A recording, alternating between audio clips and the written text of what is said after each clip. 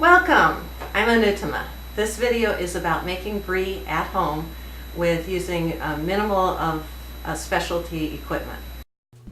So I started making this cheese around 11. First thing I did is heat the milk to 87 degrees, and I add some buttermilk starter, some rennet, and some of this special mold that you get this made just for making brie. And add all those ingredients. You want to stir it in really well.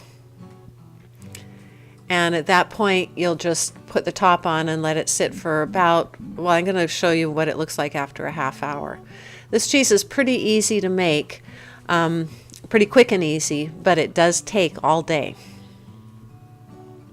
So here I'm letting it sit for a half hour. And a half hour after I came back, the first thing you do is check to see if it's ready for a clean break. No, that's not ready, so another 10 minutes and I'll check again. And here you can see it's not quite a clean break yet. It's still a little bit soft. So I'll give it another 5 or 10 minutes.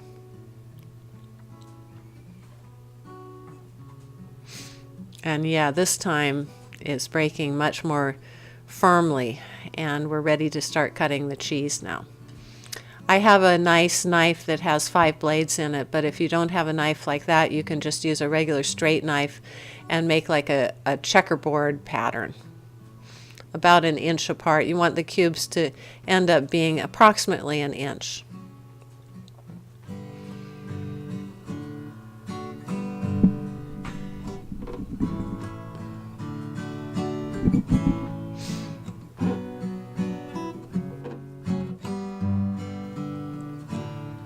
And then I just stir it a little bit gently, just a little bit to break up the pieces a bit more.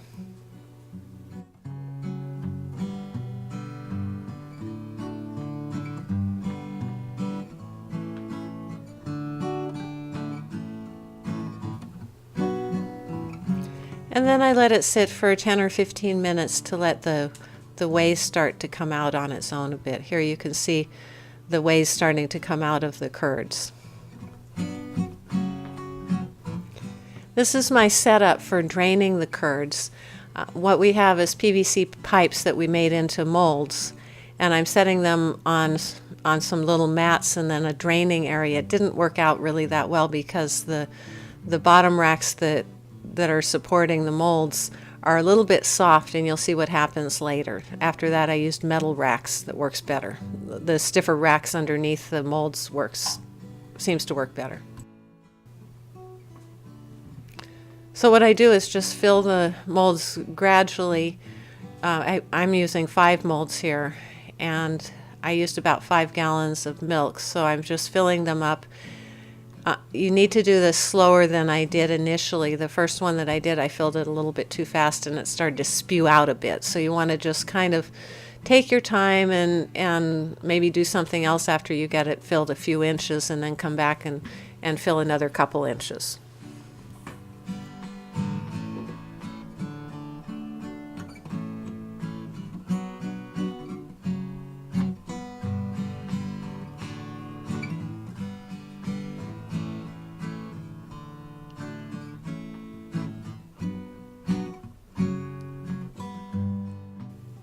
And here you can see, because I filled them a little bit too fast, we're getting a little bit of leakage out of the bottom.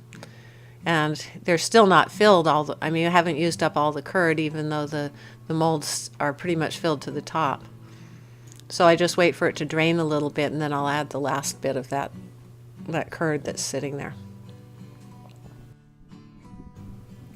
One mistake that I made was I didn't use quite deep enough containers to catch the whey, so I had to drain them off a few different times, which meant extra handling and more mess. So next time I'll use deeper catch containers to catch the whey. The reason this is gushing out of the bottom of the mold is because the mat that it's supporting it isn't quite stiff enough. And here's after about a half hour of draining, and I think I've put the rest of the curd in. After it's drained for about 2 hours, it's time to flip it for the first time. And the first time is quite difficult, as you can see. It's a bit of a balancing act. And sometimes mistakes happen. I don't think I filmed any particular mistakes this time, but you can imagine it could be messy. This is my third attempt to make Brie at home. And the first 2 times actually came out pretty good, but it was a little bit, I did learn a lot the first 2 times, and each time I'm making a more appropriate setup. However, it does take up pretty much the whole kitchen with all the molds being sprayed around.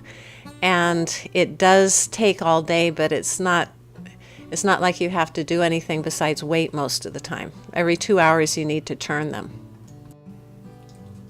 Each time you flip them, after 2 hours, it gets easier because the curds are starting to get more tight and condensed, and so they hold together better. So you can see this time wasn't quite as difficult as the first time, and we're already down to about 50% of what it was before.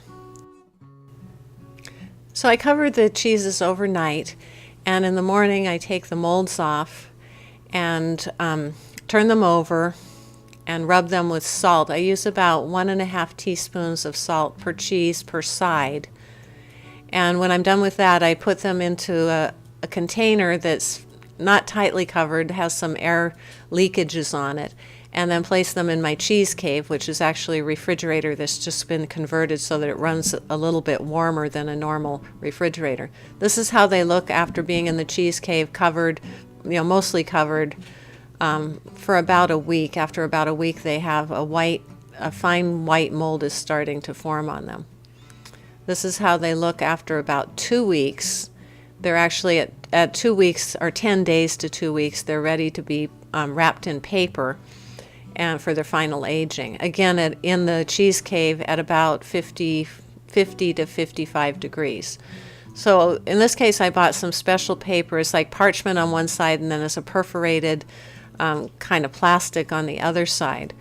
And I end up just taping, putting the paper around it and taping it in place. Then it needs to be aged for approximately 2 more weeks. So this is an example of one of the cheeses got a bit of dark colored mold on it. And what I did was I just cut the mold off, and it aged okay. It wasn't a perfect looking cheese, but it's okay. This is an experiment with one of the cheeses. I tried wrapping it in parchment paper and then covering that with freezer paper.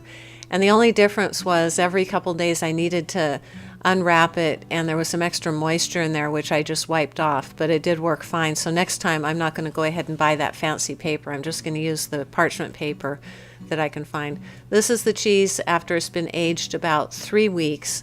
It obviously could go a little bit further, but it's so delicious that we ended up eating it right about this point. I hope you enjoyed this video. If you have any questions, please comment, and also don't forget to subscribe. Thanks for watching.